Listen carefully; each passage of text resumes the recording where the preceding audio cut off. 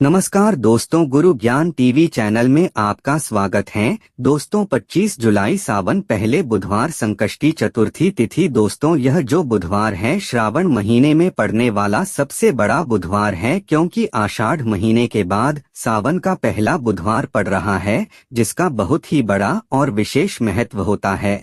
और ऐसा दिन पूरे साल में सिर्फ एक ही बार आता है। और दोस्तों आप सभी लोग जानते हो कि बुधवार का अगर कोई उपाय है तो वह 2 लौंग वाला उपाय है। तो दोस्तों इस सावन के पहले बुधवार संकष्टी चतुर्थी के दिन आप लोगों को इस 2 लौंग वाले उपाय को जरूर करना है। बहुत सारे लोग होंगे जिन लोगों ने इस उपाय को ना किया हो, मतलब पूरा साल निकल गया, उन्होंने किसी भी दिन इस लौंग वाले उपाय को ना किया हो। पर दोस्तों आपके पास एक आखिरी मौका बचा हुआ है, जो कि 25 जुलाई के दिन है। तो इस दिन आप लोगों को इस वाले उपाय को जरूर कर लेना है। भले ही आपने पूरे साल भर इसको ना किया हो, पर अगर आपने इस श्रावण महीने के दिन अगर इस वाले उपाय को कर लिया तो आपको इस उपाय को करने का वह फल मिलेगा जिसकी आपने कभी कल्पना भी नहीं करी होगी। इसीलिए आप लोग इस वाले उपाय को एक बार जरूर कर लेना, ताकि आप लोगों के हाथ से यह मौका ना जा सके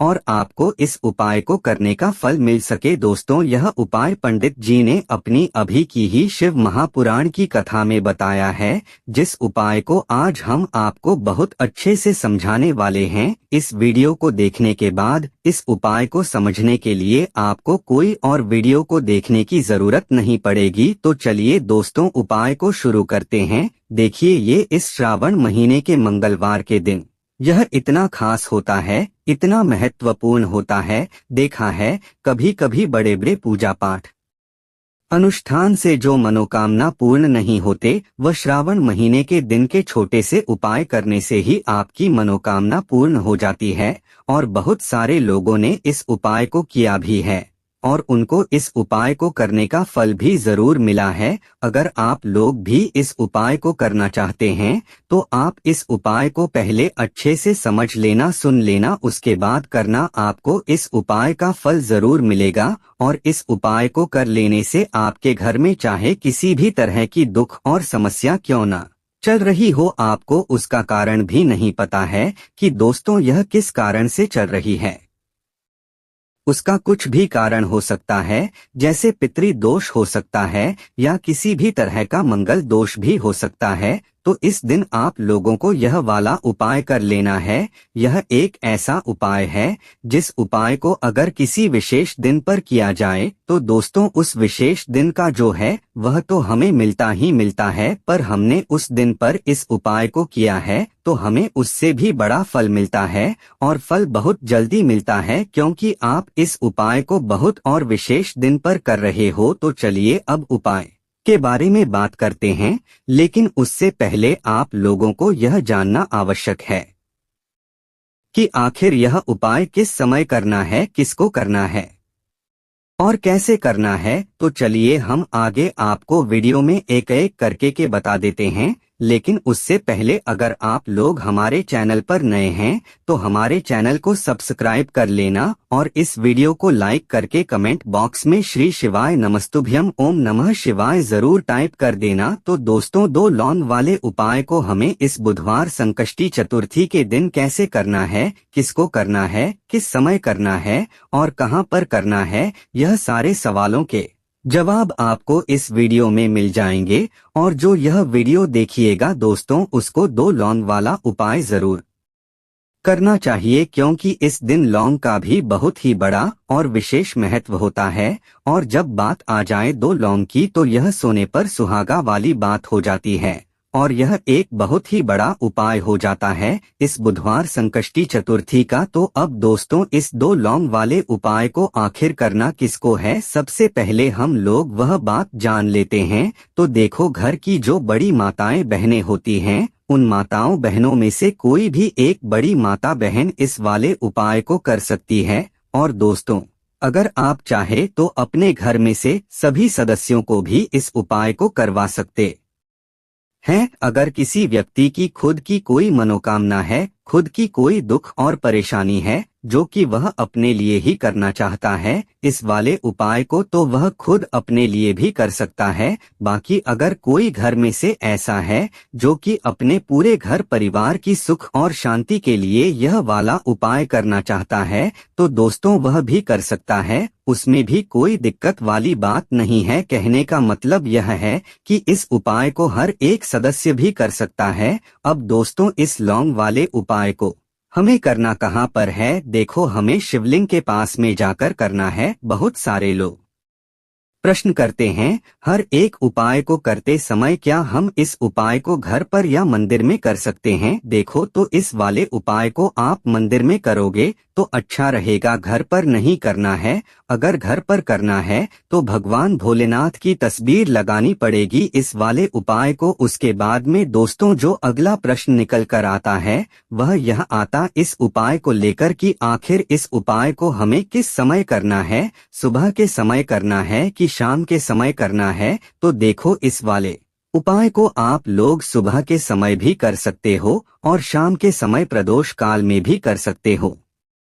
अब अगर आप पूछो कि दोस्तों सबसे उत्तम समय कौन सा रहेगा इस दो लौंग वाले उपाय को करने का, तो हम आपसे बस यही कहेंगे कि इस उपाय को आप शाम के समय करेंगे तो ज्यादा बेहतर होगा। बाकी अगर सुबह समय भी करेंगे तो भी अच्छा होगा, उसमें कोई भी दिक्कत वाली बात नहीं है। तो अब दोस्तों, जो अगली सबसे बड़ी और महत्वपूर्ण बात आती है वो यह आती है कि सुबह अगर हम उपाय को करेंगे तो हमें कितने बजे से लेकर कितने बजे तक के बीच में करना है, और शाम के समय प्रदोष काल में करेंगे तो हमें कितने बजे से लेकर कितने बजे के बीच में करना है। तो देखो, सुबह जितनी जल्दी हो सके आप उपाय को करने की कोशिश करना। अगर किसी कारणवश लेट भी हो जाओ, थोड़ी देर भी हो जाए, तो 10 या 11 बजे तक भी आप उपाय कर लेना, पर 12 बजे से ज्यादा देरी ना हो, इस बात का ध्यान रखना। उसके बाद में दोस्तों, अगर शाम के समय प्रदोष काल की बात करें, प्रदोष काल का जो समय है होता है वह शाम के 6 बजे से शुरू हो जाता है, मतलब शाम के 6 बजे से लेकर 10 बजे तक कर सकते, जो यह समय प्रदोष काल का समय होता है। पर अभी जो मौसम चल रहा है, इस मौसम में जो है शाम बहुत देरी से होती है, आपको उपाय का फल जरूर मिलेगा। देखिए, इस जितने भी उपाय हम आपको बताएंगे सभी उपाय सरल है। देखो, गुरुजी ने कहा है कि बुधवार संकष्टी चतुर्थी के दिन आपको चौमुख दीपक वाला उपाय तो जरूर ही करना चाहिए। वीडियो के अंतिम में आपको उपाय बताया है जो आपको करना है। देखो, आगे बढ़ने से पहले वीडियो को एक लाइक जरूर करें। देखो, सबसे पहला उपाय, अगर आपके जीवन में कर्जा बहुत अधिक है, आपके जीवन में संकट बहुत अधिक रहते हैं, आपके ऊपर बहुत अधिक विपदा आ रही है, बार बार आपको अपने व्यापार में और अपने धन में हानि देखने को मिल रही है, यानी कि आपको कार्य में हानि हो रही है, तो आपको यह उपाय करना चाहिए। देखिए, इस उपाय के लिए आपको मात्र 2 लौंग का जोड़ा लेना है, यानी कि 2 फूल वाली लौंग लेनी है। साथ में आपको मात्र थोड़ा सा शहद लेना होगा और इसी के साथ में आपको तांबे के पात्र के अंदर शुद्ध जल लेना होगा। अब देखिए, इन सभी सामग्रियों को लेकर के आपको भगवान के मंदिर में पहुंच जाना है। देखिए, यह उपाय आप सुबह से लेकर शाम तक कर सकते हैं। तो वह पहले तो आपके पास जो 2 फूल वाली लौंग है उन्हें आपको शहद के अंदर अच्छे से डुबो लेना है, यानी कि दोनों लौंग पर आपको अच्छे से शहद का लेपन कर देना है। अब आपको जो आपके पास 1 लोटा जल है, सबसे पहले तो उसे शिवलिंग पर धीरे धीरे समर्पित करना है और श्री शिवाय नमस्तुभ्यम जाप कर देना है। अब आपके पास जो 2 फूल वाली लौंग है शहद से, उसे आपको शिवलिंग पर अर्पित करना है और आप प्रार्थना करनी है कि जीवन में जो रोग की स्थिति है वे समाप्त हो, जीवन के जो संकट और समस्याएं हैं वह सभी समाप्त हो, जीवन से जो कर्ज की समस्या है वह समाप्त हो। इस तरह से प्रार्थना करते हुए यह जो 2 फूल वाली लौंग ही शहद संयुक्त इससे आपको शिवलिंग पर अर्पित कर देनी है। आपकी जो भी समस्या के दिन जरूर ही समाप्त हो जाएगी। तो इस तरह से आपको पहला उपाय करना है। बात कर लेते हैं दूसरे उपाय के बारे में। देखो, यह उपाय आपके लिए सर्वश्रेष्ठ होने वाला है। देखिए, इस उपाय के लिए आपको मात्र 5 हरे मूंग के दाने आपको साबुत लेने हैं। खंडित नहीं होने चाहिए, इस बात का ध्यान रखिए। और इसी के साथ में आपको एक तांबे के पात्र के अंदर अपने घर से शुद्ध जल ले लेना है। अब दोस्तों, इन सभी सामग्रियों को लेकर के आपको सीधे पहुंच जाना है भगवान शिव के मंदिर में। देखिए, इस उपाय भी आप सुबह भी कर सकते हैं और शाम के समय में भी कर सकते हैं। देखिए, भगवान शिवा के मंदिर में पहुंचने के बाद आपके पास जो 5 हरे मूंग है, उनमें से पहला जो हरा मूंग है, आपको शिवलिंग के सामने जो नंदी महाराज होते हैं और उनका जो पैर उठा हुआ होता है, वहां पर आपको पहला हरा मूंग समर्पित कर देना है और आपको मंत्र का जाप कर लेना है।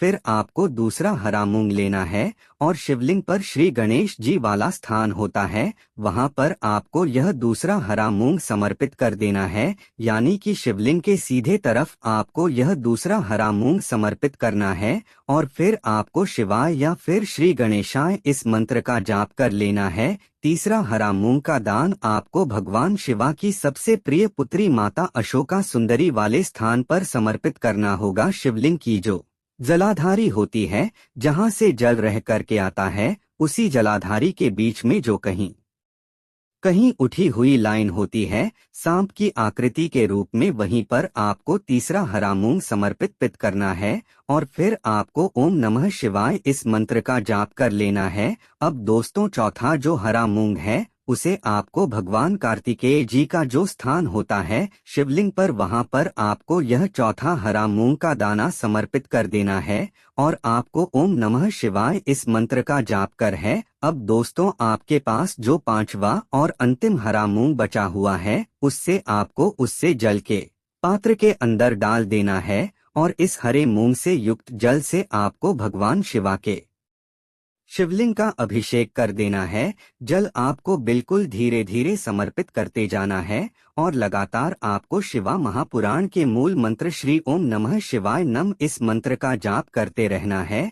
फिर आपको शिवलिंग के सामने बैठकर, अगर आप बच्चों के लिए यह उपाय कर रहे हैं, अगर आप अपने बच्चों की बुद्धि, ज्ञान और विवेक के लिए उपाय कर रहे हैं, तो उसके लिए आपको प्रार्थना कर लेनी है। या फिर व्यापार में वृद्धि करने के लिए यह उपाय कर रहे हैं, तो उसकी कामना करते हुए आपको प्रार्थना कर लेनी है। या फिर अपनी नौकरी के लिए कर रहे हैं, या फिर अपने इंटरव्यू के लिए, या फिर धन की प्राप्ति के लिए कर रहे हैं, जिस भी कामना के लिए आप उपाय कर रहे हैं, उसे परिपूर्ण करने के लिए आपको महादेव से प्रार्थना कर लेनी और फिर आपको वापस अपने घर आ जाना है। पूज्य गुरु जी ने कहा है कि जो भी व्यक्ति इस उपाय को कर लेता है, तो यकीन मानिए आपके जीवन की जो सारे संकट, कष्ट और बाधाएं ही वह सभी समाप्त होंगे। दोस्तों, वीडियो को सब्सक्राइब, लाइक जरूर करें। धन्यवाद।